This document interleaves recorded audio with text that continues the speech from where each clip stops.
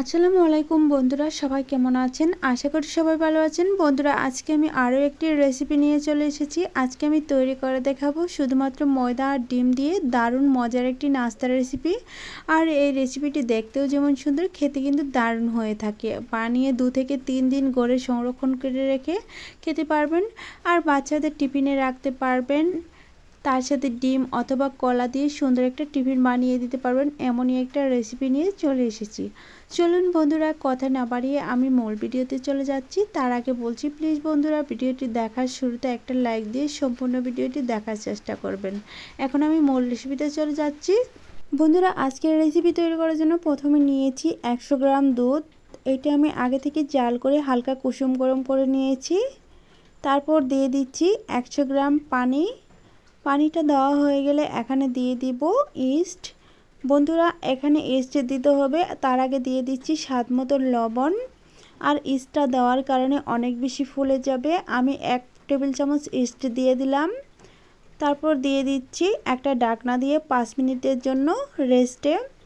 5 minute rest হওয়ার পরে ফিরে এসে দেখাবো কতটুকু সেট হয়ে গিয়েছে।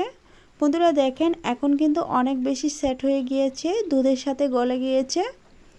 তো এখন আমি একটা চামচের সাহায্যে নেড়ে চেড়ে আবারও ভালোভাবে মিশিয়ে নিচ্ছি। নেওয়া হয়ে গেলে এখানে আমি অ্যাড করে দিব ময়দা। বন্ধুরা, আমি এখানে দিয়ে দিব 2 কাপ ময়দা। মেজারমেন্ট কাপ দিয়ে মেপে মেপে 2 কাপ ময়দা নিয়ে নিচ্ছি। আর বন্ধুরা, ময়দাটা নেওয়ার আগে অবশ্যই চেলে নেওয়ার চেষ্টা করবেন। ময়দাতে অনেক ময়লা থাকে, সেগুলো বেরিয়ে আসবে। তারপর আমি 2 কাপ ময়দা দিয়ে দিচ্ছি। দেওয়া হয়ে গেলে একটা কাঁটা চামচের সাহায্যে প্রথমে আমি একটু মিক্স করে নিব। মিক্স করে নেওয়া হয়ে গেলে এখানে অ্যাড করে দিব একটি ডিম। বন্ধুরা, আমি ডিমটা আগে থেকে একটা বাটিতে ভেঙে রেখেছি, আর সেই ডিমটাই এখানে দিয়ে দিব। আর ডিমটা ফ্রিজ থেকে আমি আধা ঘন্টা আগে বের করে নর্মাল রুম টেম্পারেচারে করে নিয়েছি। এখন দেখেন, এভাবে করে মাখিয়ে নিয়েছি। এখন আমি চামচটাকে তুলে নিচ্ছি। নেওয়া হয়ে গেলে এখানে ভেঙে রাখা ডিমটা দিয়ে দিচ্ছি। বন্ধুরা, ডিমটা দেওয়ার পর আবারও আমি হাত দিয়ে ভালোভাবে সুন্দর একটা ডো তৈরি করে নেব। বন্ধুরা, অবশ্যই এই ডোটাকে ভালোভাবে তৈরি করে নিতে হবে আর ভালোভাবে মিশিয়ে নিতে হবে, তা না হলে আজকের নাস্তাগুলো এতটা ফুলবে না। দেখেন আমি কিভাবে মিশাচ্ছি। বন্ধুরা, ডিম দেওয়ার পর যদি একটু লোচ হয়ে যায় তাহলে আপনারা আরেকটু ময়দা অ্যাড করে দিতে পারেন। আমার আর ময়দা লাগবে না, আমি এভাবে করেই ডোটা তৈরি করে নিয়েছি। দেখেন অনেকটুকু মিশে গিয়েছে। এখন আমি এটাকে গোল করে নিচ্ছি। গোল করে নেওয়া হয়ে গেলে এটাকে আমি রেস্টে রেখে দেব 10 মিনিটের জন্য। আমি 10 মিনিট এটাকে একটা ঢাকনা দিয়ে ঢেকে রোদে রেখে দেব।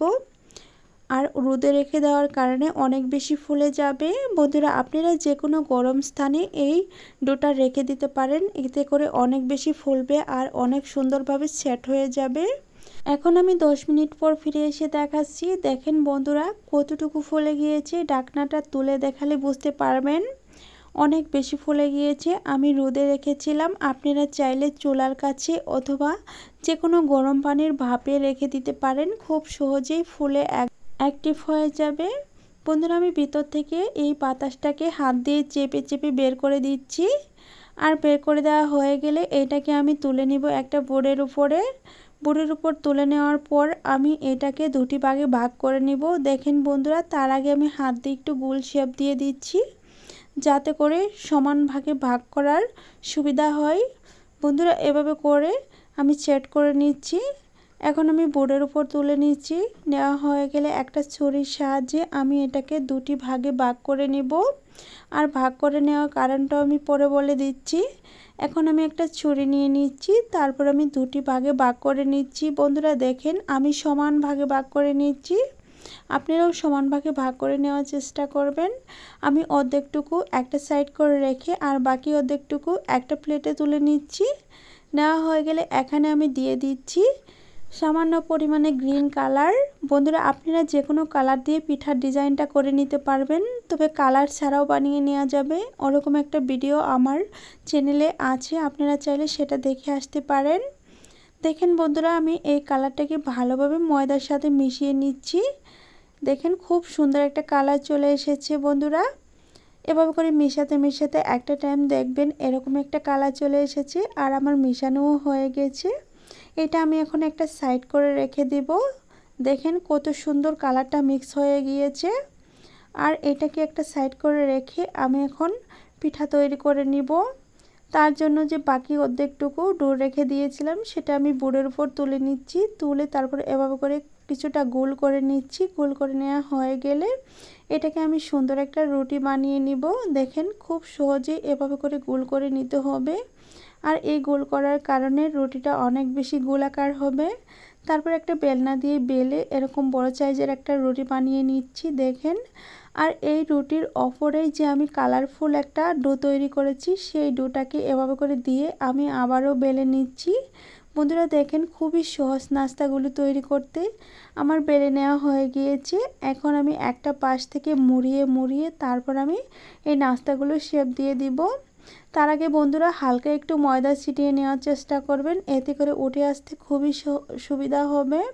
বন্ধুরা দেখেন একটা পাশ থেকে আমি মুড়িয়ে মুড়িয়ে এভাবে করে ভাঁজ করে নিচ্ছি। ভাঁজ করে নেওয়া হয়ে গেলে আমি যে খোলা পাশটা আছে এটাকে হাত দিয়ে চেপে চেপে সিল করে দিচ্ছি।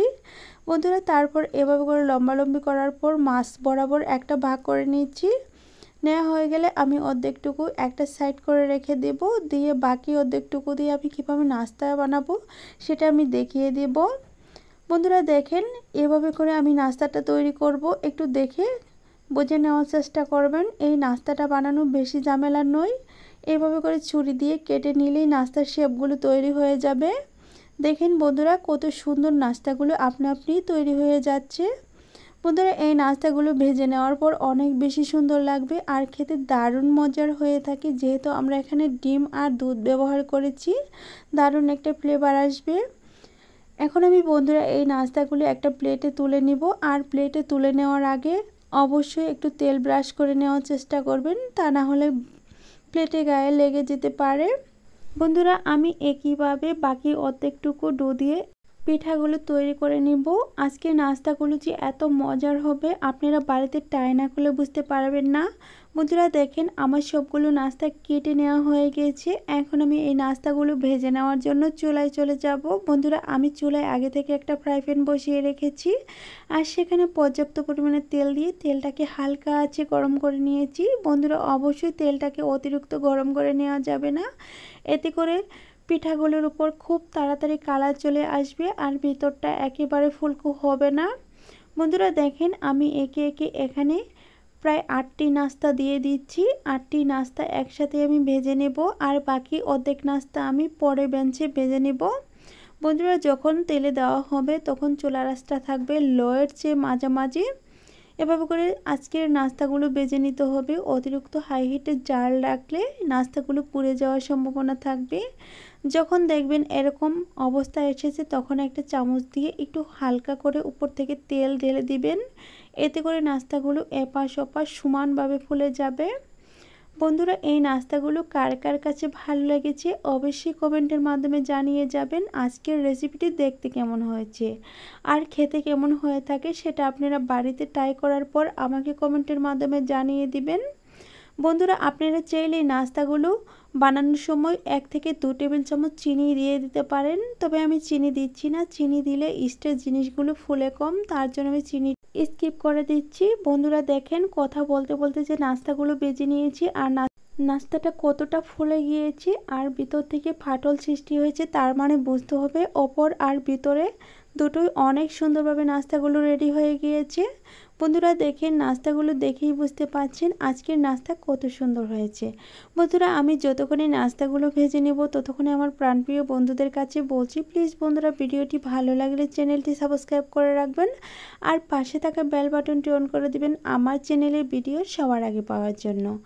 আরও এমন নিত্য নতুন রেসিপি দেখতে চাইলে কমেন্টের মাধ্যমে অবশ্যই জানিয়ে দিবেন আপনারা কে কেমন নাস্তা পছন্দ করেন, আমি অবশ্যই তৈরি করে দেওয়ার চেষ্টা করব। বন্ধুরা দেখেন কথা বলতে বলতে নাস্তাগুলো রেডি হয়ে গিয়েছে। এখন আমি একটা করে নাস্তার তেল জড়িয়ে প্লেটে তুলে নিচ্ছি। বন্ধুরা সবগুলো নাস্তা একসাথে করে তুলে তারপর সবগুলো নাস্তা একসাথে সার্ভ করে দেখাবো আর ভিতরটাকে ভেঙেও দেখাবো আজকে নাস্তার ভেতরটা কেমন হয়েছে। আর উপর থেকে দারুণ একটা কালার এসেছে, সেই কালারটা দেখতে অনেক সুন্দর লাগছে।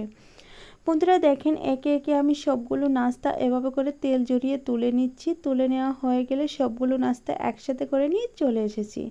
বন্ধুরা দেখতেই পারছেন এখানে অনেকগুলো নাস্তা হয়েছে। আর এই নাস্তাগুলো আপনারা চাইলে সকাল অথবা বিকেলে চিনি শিরা অথবা মিষ্টির সাথে, তা না হলে মধু দিয়ে এই নাস্তাটা সার্ভ করে খেয়ে নিতে পারবেন খুব সহজে, আর খেতে দারুণ হয়ে থাকে। এটা আমি বারবার বলছি।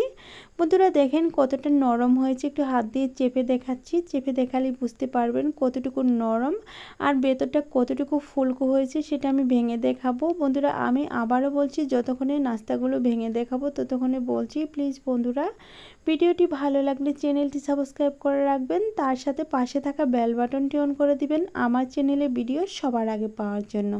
দেখেন বন্ধুরা ভিতরটা কেমন হয়েছে আর অনেক বেশি ফুলে গিয়েছে। আর এই ফুলকো ফুলকো নাস্তা বানাতে কার না ভালো লাগে, আপনারা অবশ্যই ট্রাই করে দেখবেন। বন্ধুরা এই নাস্তা বানানোর জন্য মূল উপকরণটা অবশ্যই লাগবে সাথে, সেটা হচ্ছে ইস্ট। ইস্টটা আপনারা যে কোনো মুদির দোকান থেকে 50 টাকা দিয়ে কিনে নিয়ে আসবেন।